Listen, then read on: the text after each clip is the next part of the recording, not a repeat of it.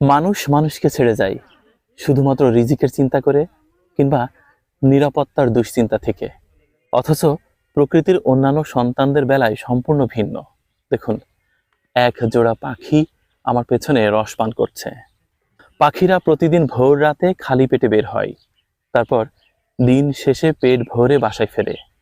তাদের নিরাপত্তার চিন্তা নেই, নেই রিজিকের চিন্তা, কারণ তারা জানে স্রষ্টা তাদের জন্য ব্যবস্থা করে রেখেছে। অথচ আমরা সৃষ্টির সেরা জীব হয়েও স্রষ্টার প্রতি সেই বিশ্বাসটুকু রাখতে পারিনি। এক জোড়া শালিক, বিখ্যাত সেই ধারাবাহিক নাটকের কথা মনে আছে? এক জোড়া শালিক। আমার পেছনে নানা রঙের পাখি, তার মধ্যে মাঝে মাঝে এক জোড়া শালিক এসেও সুমিষ্ট রস পান করছে। কত মানুষ তার প্রিয়জনকে হারিয়েছে শুধুমাত্র নিরাপত্তার চিন্তা করে।